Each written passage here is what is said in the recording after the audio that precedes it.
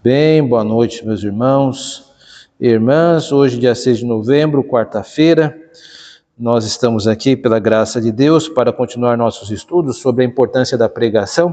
Estamos estudando por meio daquele livro, que na verdade é um compilado de artigos, A Arte de Pregar, e vamos hoje ver dois artigos, pelo menos seções desses artigos, um do Erd Palmer e o outro do John Kossler. Vamos começar pelo do Erd Palmer, que tem por título As Escrituras Podem Falar por Si Mesmas. O texto que nós vamos abordar agora, deste senhor, mostrará que a pregação, ela produz os seus ouvintes um certo tipo, perdoe-me a palavra, de encantamento. Então, às vezes, nós ouvimos e nos deixamos tocar por isso. E isto, por si só, não é ruim, é algo bom. Mas o grande desafio é transpassar isso. Não ficar apenas no emocionalismo, que é a preocupação que está neste texto, como nós vamos ver agora. Então, vou passar a ler aqui, para a gente dar uma olhada na proposta do seu texto. Então, o subtítulo aqui é Mantenha a Bíblia em primeiro lugar. Certa vez, enquanto viajava, minha filha e eu ouvimos um sermão no rádio. O pregador leu um texto magnificamente, era Romanos 8, sobre a esperança. O pregador, a seguir, apresentou uma série de histórias comoventes e pessoais sobre a esperança. Depois do sermão, minha filha perguntou: "O que você achou do sermão?" "Ele foi comovente", disse. "Aliás, uma das ilustrações me fez chorar." Então minha filha disse algo que nunca esquecerei: "Mas pai, eu não gostei do sermão, porque o pastor basicamente disse: já que eu tenho esperança, você deve ter esperança. Isso não é evangelho." Fiquei tão orgulhoso da minha filha. Ela percebeu que havia algo a mais nas boas novas. Fico contente que esse pastor tenha esperança, mas preciso ver como esse texto em Romanos me concede uma base profunda para a esperança. Quer ele tenha esperança ou não. De certo modo, então, o pastor enganou seus ouvintes. Negou-nos a oportunidade de, primeiro, ver o texto e, segundo, descobrir a partir dele a base para a esperança para nós. Creio que todos nós captamos aqui o sentido, então é muito fácil se emocionar. Romanos 8 é todo um tratado sobre o fato de nós termos o Espírito Santo, não andarmos segundo a carne, entre outros assuntos. E o que o pregador fez foi pessoalizar o texto e comover o auditório. As pessoas ficam deslumbradas com essa pregação, mas isso não é o suficiente para transformação de vida. Esta é a reclamação da menina aqui. Então não importa se a pregação lhe faz chorar. O importante é que se a pregação está fundamentada no texto e por meio desta fundamentação transformar a nossa vida. Veja como ele continua. As pessoas, é claro, desejam um toque humano, amor e compaixão e esperança. E elas precisam de histórias pessoais para mostrar o evangelho em ação na vida diária. O único problema é que as histórias pessoais, por si só, não me conectam com a verdadeira fonte da esperança. Os testemunhos e as histórias pessoais devem ser vistas como todas as ilustrações, janelas para iluminar e ajudar as pessoas a dar uma espiada nos tesouros textuais que estão à espera de serem descobertos. Se faço minhas descobertas por meio dessas histórias, posso me tornar doentiamente dependente do narrador, normalmente o pastor, para o crescimento espiritual. Mas, se posso encontrar esperança para mim a partir de Romanos 8, eu a descubro ao lado do pastor. Essa descoberta, embora ela leve mais tempo, é mais poderosa e duradoura. Então, aqui, meus irmãos, um convite a pensarmos o seguinte: as histórias pessoais, elas não nos conectam com a verdadeira fonte do entendimento do texto. Aliás, diga-se de passagem, nos seminários, nós somos orientados, nós que eu digo, os ministros, quando fazem o seminário, pelo menos a boa escola homilética assim, recomenda a não usarmos histórias pessoais, a não pessoalizar demais o sermão, para não nos tornarmos heróis das nossas próprias histórias, porque isso acaba fazendo a gente ficar um pouco megalômano, ter um pouco de megalomania, quer dizer, a ideia de que você é uma pessoa projetada. O ministro, como alguém que está sempre exposto ao olhar de um auditório dominicalmente, tem que se cuidar disso, senão o ego fica inflado. E aí quando ele começa a contar histórias demais sobre si, ou chamar a atenção para suas próprias alegrias, chamar a atenção para suas próprias dores, isso acaba fazendo com que o assunto fique pessoal demais. E a ideia não é que a igreja olhe para a pessoa de quem ensina, mas para o que está sendo ensinado. É por isso que há uma prática presbiteriana antiga, que é comum, que é a ideia da questão do uso da toga preta. Porque desde antigamente os ministros usam toga, para que as pessoas não olhem para suas roupas pessoais. A ideia é que não importa como o pastor esteja vestido, ele está sempre com aquela toga sobre as roupas. A ideia é tirar a pessoalidade. Ele está lá como servo do texto, o servo da palavra, e não para as pessoas admirarem a sua vestimenta ou que isso venha de alguma forma ofuscar. Ó, como ele está belamente vestido. Ó, como ele está horrivelmente vestido. Não é isso. A pessoa tem que olhar para o texto. Então aqui é o grande desafio. E a ideia mais importante aqui, não só para o ministro, mas para todos aqueles que na igreja, de uma certa forma, desempenham um aspecto da docência, do ensino, precisam tomar cuidado para não fazer das suas ilustrações algo a ser deslumbrante. Então você conta uma história para ensinar alguma coisa, que a história é vibrante, mas você tirou o foco do texto. O que adianta você contar uma história linda e ficar ocultando o texto? As pessoas têm lindas histórias nas plataformas de streaming atualmente, são várias e várias histórias. Se quiséssemos histórias, iríamos para lá, para a biblioteca, mas as pessoas vieram para aprender a Bíblia, e nós precisamos ensinar a Bíblia. E aí ele fecha da seguinte maneira: sim, precisamos ser fluentes em pessoas, compreendendo-as e falando as suas necessidades. Mas primeiro, precisamos ser fluentes no texto. Isso significa, é claro, que preciso, primeiro, investir tempo e, segundo, trabalho duro para conhecer o texto. De fato, até para fazer as perguntas certas, preciso saber bastante. O bom ensino surge quando entendo o conteúdo e conheço profundamente o texto, antes de procurar suas implicações. Então as pessoas podem ser conectadas primeiramente e de forma principal ao texto. Então, o texto aqui é o grande desafio. Note aqui as dicas que ele dá ao encerrar esta introdução sobre a importância da leitura e de termos uma base firme com o texto. Nós temos que investir tempo. Então, às vezes, nós lemos a Bíblia e não investimos tempo nela, ou com o texto. Eu creio que existem várias formas de leitura da Bíblia. Há a leitura de um ano, e é sempre bom nós termos bastante conteúdo enciclopédico sobre a Bíblia, mas importante é você pegar um texto e passar um tempo com ele. Então, vamos dar um exemplo, o Salmo 23. Então, você não vai entender o Salmo 23 com uma leitura superficial. Você tem que ler uma vez, ler de novo. Aí na semana, no dia seguinte, leia mais uma vez. No outro dia, leia também. E aí você vai tendo intimidade com o texto. Vai conhecer as suas avenidas.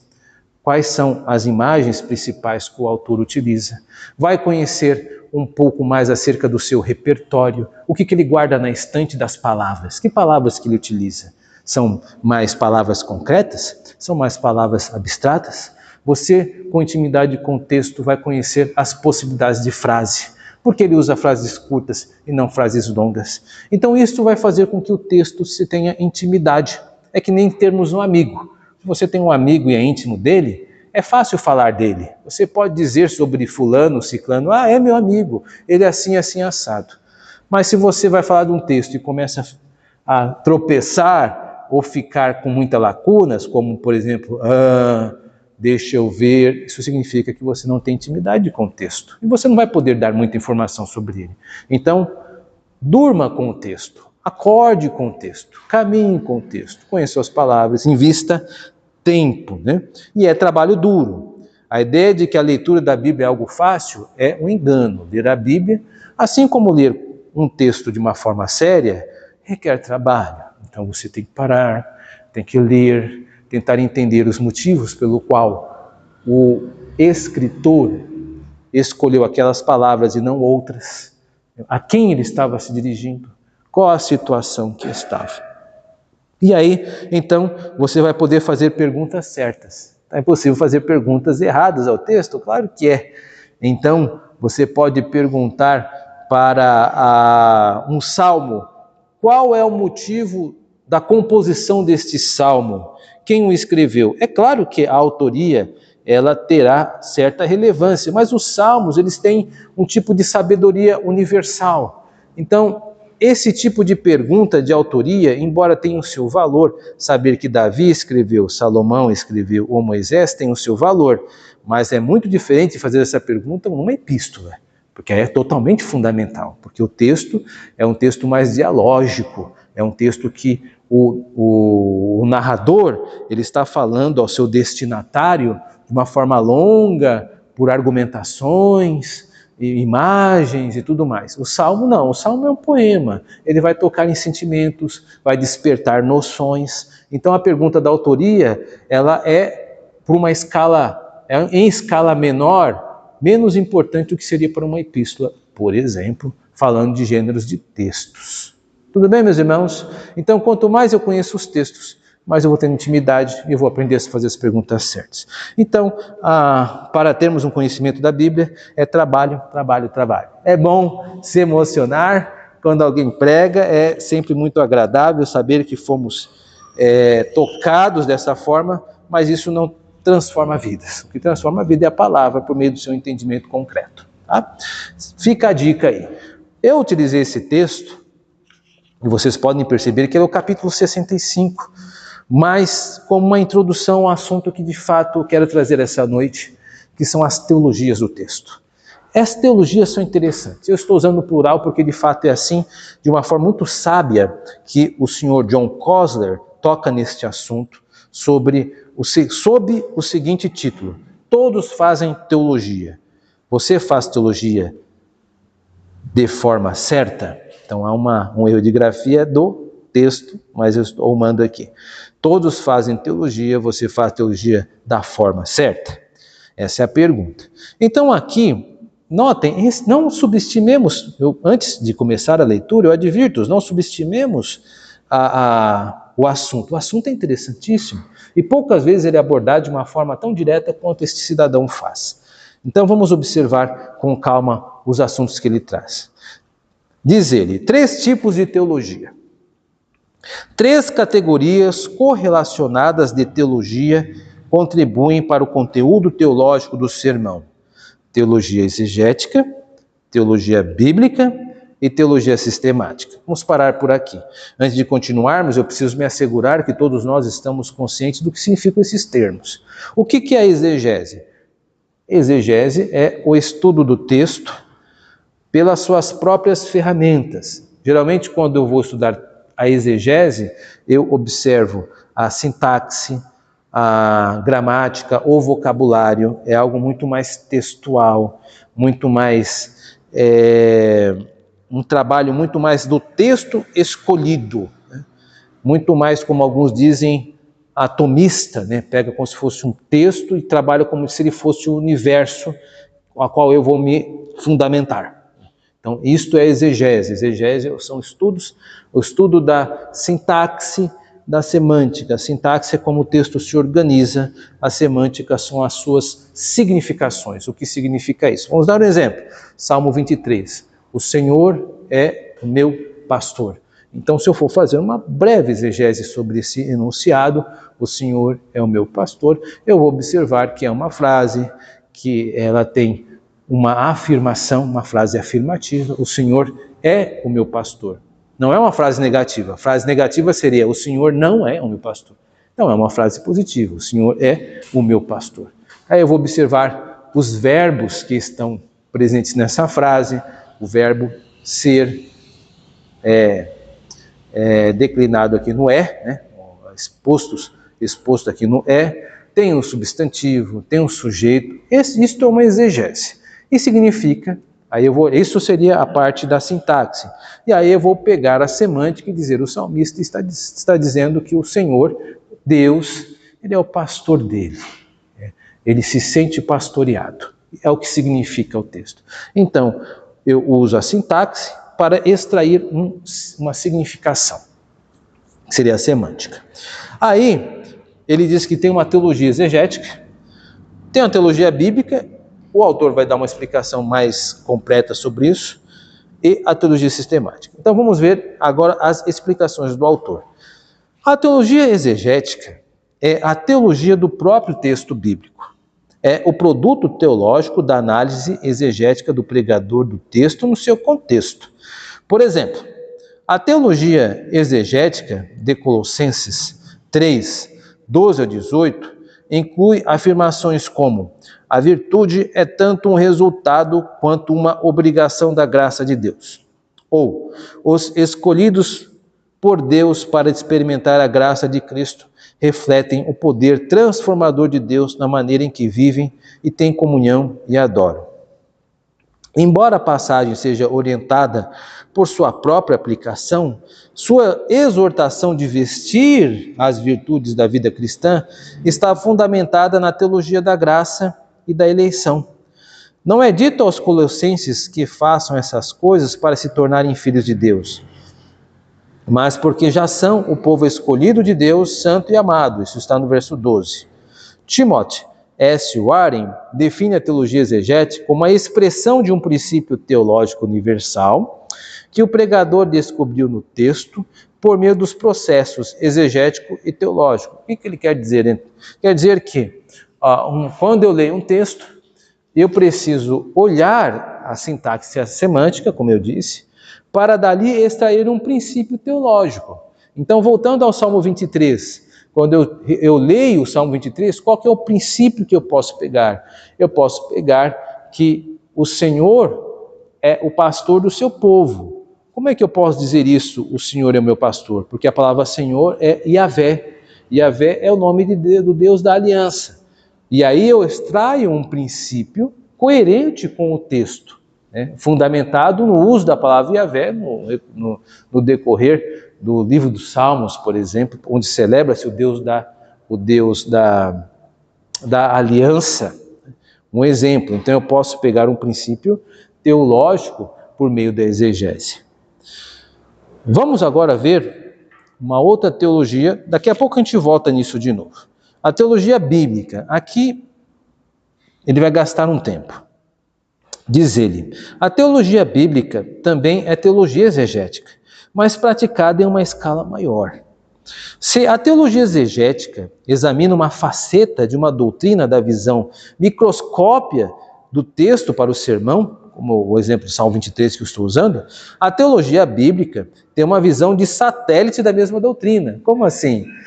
Esta metáfora de satélite é muito interessante, né? O olhar da teologia bíblica, ela gravita no texto. É como se eu fosse um observador e eu me descolasse da Bíblia, né? E eu comece a observar a história da redenção de Gênesis até Apocalipse, e aí eu dou 2 passos para trás e eu procuro ver como está se desenrolando.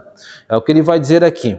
A teologia bíblica se ergue acima do texto e observa o desdobramento progressivo de uma doutrina particular ao longo de todas as Escrituras, em uma parte particular ou em um único autor bíblico. e o produto da análise exegética coletiva. Então, o que a teologia bíblica faz? Ela vai tentar entender o texto de uma maneira orgânica. Como é que a teologia se desdobra, por exemplo, no Evangelho de João? O Evangelho de João, um autor irá dizer que há um certo dualismo joanino. O que seria o dualismo joanino? O apóstolo João, diferente dos outros escritores dos outros evangelhos, de Mateus, Lucas e Marcos, vai desenvolver uma teologia dualista, onde ele vai acionar as imagens duplas de treva e luz, a crença, incredulidade. Ele vai tratar sempre com contraditórios, com contrários, aliás, né, com elementos contrários. Isso é um aspecto da teologia de João. Então se desenvolve um olhar por cima de todo o livro. Assim como Tiago também tem uma forma diferente de teologia do que, por exemplo, o apóstolo Paulo. Então eu olho o texto de uma forma orgânica e não pedaço, fatia por fatia. Estão entendendo, meus irmãos? Então ele continua. As informações necessárias para formular uma teologia completa sobre o Espírito Santo, por exemplo, aqui ele vai pegar uma abordagem por tema, o Espírito Santo. Começam em Gênesis e continuam até Apocalipse. Entretanto, nem todo livro se refere ao Espírito, e algumas passagens meramente descrevem suas atividades. Bem no começo de Gênesis, o Espírito é descrito como aquele que se move sobre as águas, isso está em Gênesis 1:2. Ele era um agente da criação. Os livros proféticos do Antigo Testamento descrevem como o Espírito Santo capacitou homens e mulheres tementes a Deus, selecionados para falar em nome de Deus. Aqui está falando dos profetas. E o Novo Testamento tem uma revelação mais plena da natureza do Espírito. É aí que ele é mostrado mais claramente como uma pessoa divina. João 14, João capítulo 16, João capítulo 17. As cartas de Paulo, especialmente 1 Coríntios 12 a 14, descrevem seu relacionamento com a igreja e seus ministros.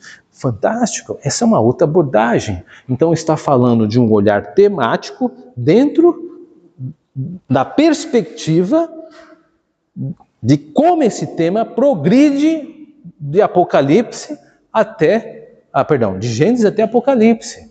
Então, a teologia bíblica é uma abordagem orgânica da Bíblia, onde tentará ver como é que este assunto sobre o Espírito Santo, ele ocorre nos livros e como progressivamente ele vai aumentando o seu significado. Então, isso nos ajuda. Vamos dar um exemplo aqui, uma conotação que às vezes é errada, e não é a forma como a Bíblia utiliza. Quando a pessoa diz assim, eu sou o templo do Espírito Santo. Essa é uma expressão que parece ser piedosa, mas na Bíblia o termo Espírito Santo, ser templo do Espírito Santo, nunca é no singular, é sempre no plural. Então você pode corrigir. Não, nós somos o templo do Espírito Santo. Nós, enquanto igreja, comunidade, sociedade de corpos e sociedade de alma, nós temos o Espírito Santo. Então, não é uma pessoa que detém o Espírito Santo. Jesus morreu por mim? Jesus morreu na sua igreja. Há uma eleição. Então, este entendimento bíblico me arma e defende contra o individualismo do nosso tempo. Nós temos aí um fenômeno muito curioso, pessoas saindo de igrejas denominacionais porque querem crer-se que se bastam. Ora, um pouco do olhar do entendimento sobre o Espírito Santo na igreja, como está no Novo Testamento Antigo, mostra que essas pessoas estão erradas. E que esta ideia de desigrejado é o que eu vou dizer, um delírio. Não tem o menor significado. São apóstatas, pessoas que abandonaram o corpo de Cristo. Ponto. Simples assim. Então, um entendimento sobre o assunto Espírito Santo pode me dar um ferramentário que vai me defender de heresias do nosso tempo. Isso é uma aplicação da teologia bíblica. Por fim, a teologia sistemática. A teologia sistemática, veja, nós vimos a teologia exegética, vimos a teologia bíblica, e agora vamos ver um pouco da teologia sistemática. A teologia sistemática é um estudo da doutrina organizado por tema. Em vez de observar o desenvolvimento progressivo de uma doutrina particular, ela tenta sintetizar o conteúdo teológico das Escrituras em um resumo unificado da doutrina cristã como um todo. O clássico de Calvino, As Institutas da Religião Cristã, é um bom exemplo de um estudo sistemático de doutrina bíblica organizada por tema. Ele é organizado por 4 divisões principais, e aí ele vai citar os livros. O livro 1 lida com o conhecimento de Deus, Criador, e se concentra na natureza de Deus e nas maneiras como ele desenvolve a humanidade, se desenvolve na humanidade, da maneira como ele se revelou à humanidade, correção. O livro 2 ocupa-se da natureza da redenção e realça tanto o problema do pecado como a obra de Cristo. O livro 3 lida com o tema da redenção, aplicado a mostrar como pecadores recebem a graça de Cristo e vivem por ela.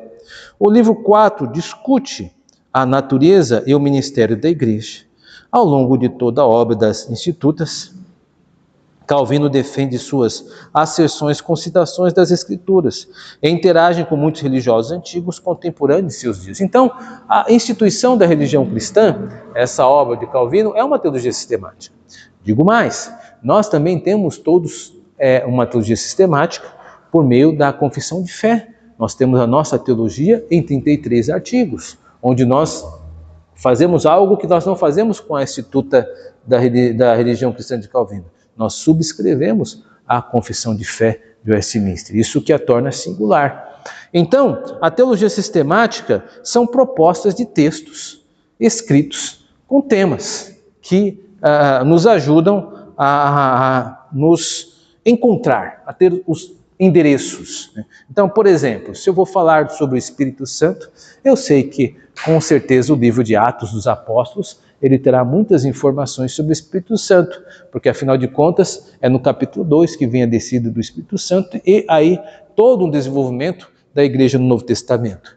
Olhando para o Antigo Testamento, eu vou encontrar a figura do Espírito Santo, o tema do Espírito Santo, um pouco mais diluído. Eu posso encontrar ele como agente da criação em Gênesis, como um capacitador de lideranças em Juízes, como alguém também que, ao se afastar de pessoas, permite que a possessão demoníaca aconteça, como no caso de Saul. E aí nós vamos ver o Espírito Santo agindo de formas diferentes no Antigo Testamento, ou às vezes indo embora, como a imagem do Espírito se afastando, a glória de Deus se afastando em Ezequiel capítulo 10. Então nós vamos ter o Espírito Santo de formas diferentes, mas a teologia sistemática vai nos ajudar a pensar nesse tema de uma forma mais abrangente. Agora, ele vai fechar esses 3 assuntos. Cada abordagem tem suas limitações. A fraqueza da teologia exegética é o seu foco estreito. Reflexão teológica, limitada pelo que está explicitamente colocado em um texto, frequentemente resulta em uma teologia unilateral ou distorcida. Por exemplo, uma teologia das obras baseadas unicamente em Tiago 2, 14 e 20, o texto que fala que sem obras a nossa fé é morta, tenderá ao legalismo e pode até resultar em um evangelho baseado por obras. Por outro lado, uma teologia das obras limitadas em Efésios 2,8, que diz que nós não somos salvos pelas obras, mas pela graça, pode não fazer justiça ao potencial transformador do evangelho. O que ele está dizendo é que cada texto ele foi escrito para um propósito diferente. Então, se você for pegar esse texto e for explicar, você precisa ter a clareza do que ele está dizendo e também das implicações canônicas do que e como isso se harmoniza com os outros textos. Então, às vezes, quando eu vou pregar em algum texto, eu procuro mostrar como esse assunto se desenvolve. Aí eu cito personagens bíblicos que lidaram com esse texto para dar mais concretude, para que a igreja possa ver como esse tema se manifesta. Porque o tema, por si só, ele é muito abstrato. Quando eu digo coragem, a palavra coragem é uma virtude abstrata. Mas quando eu digo sejamos corajosos, como Deus disse que Josué deveria ser, então eu materializei isso numa figura. Isso ajuda a pessoa. Então, a teologia exegética possui algumas preocupações que o acompanham. É importante, mas sozinha ela não resolve. Ela precisa estar acompanhada de um contexto canônico. O desafio da teologia bíblica é a sua extensão imensa. Poucos pastores, se é que há algum, têm o tempo necessário para fazer uma análise exegética abrangente de cada passagem que lida com uma ou mais das ideias teológicas encontradas em dado texto. Esta é a verdade, é muito grande. Ou seja, a teologia bíblica, ela vai maturando, né? Quanto mais se estuda exegeticamente um texto, ou textos, mais você vai dominando a teologia bíblica, por meio das várias exegeses que você tem que fazer, ou que você é submetido a conhecer, por meio das pregações ou estudos. Não sei se eu estou fazendo entender. Então, às vezes que nós vamos expor um texto bíblico, nós estamos sendo expostos ao fruto da exegese. Quanto mais eu tenho disso, maior meu repertório de conhecimento de teologia bíblica. Mas é muito difícil dominar muito assunto, porque é muito texto para ser examinado com a mesma energia. Terceiro, o perigo da teologia sistemática é que ela pode ser usada de um modo que sufoca a voz de um texto. Um sistema teológico pode forçar injustamente um texto incorretamente a se encaixar em um molde para o qual não foi projetado. O sistema teológico, como a fábrica de massa de modelar para crianças, descarta tudo no texto que não se encaixa nele. Então, por exemplo, quando nós vamos tratar sobre o livro, sobre o final dos tempos, nós temos algumas propostas teológicas. Nós temos o amilenismo, nós temos o pré-milenismo histórico, o dispensacionalismo é heresia, tá? Então a gente nem comenta isso. Esse negócio de arrebatamento, de uma hora e os carros vão ficar desgovernados, isso dá bem em Hollywood. Na vida bíblica isso é ficção, né? Isso não acontece. Então, retomando, o amilenismo, o pré-milenismo histórico e o pós-milenismo são estruturas de entendimento escatológico, mas eles são moldes, são formatos. Qual que é o problema disso? Esses sistemas, eles se veem como um fim em si mesmo. Esse é o grande problema. E eles podem me limitar a minha abordagem. Então, é preciso tomar cuidado para que o encantamento que possamos ter com a engenharia desse tipo de construção teológica não nos encante mais do que o texto. Então, se você for pegar uma teologia sistemática, Calvino escreve muito bem. Nós tivemos a oportunidade de, nas quartas-feiras, estudar a obra de Calvino. Nós tivemos um contato com ela, né, dentro dos parâmetros que ele apresenta em seus livros. É um deslumbre, mas é uma proposta de João Calvino. Assim como Lutero terá a sua, assim como outros também trarão. Mas o mais importante é que nós temos segurança que o que o texto está dizendo. Eles são auxiliares, não são deterministas. O texto tem que se autodeterminar. Esse é o grande desafio.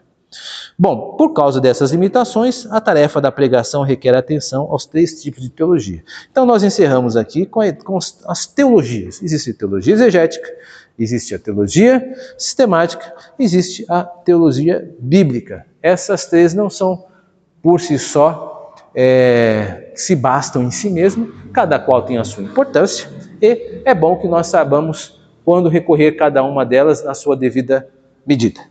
Que Deus nos abençoe, nos ajude no conhecimento e aprofundamento desses assuntos. Amém.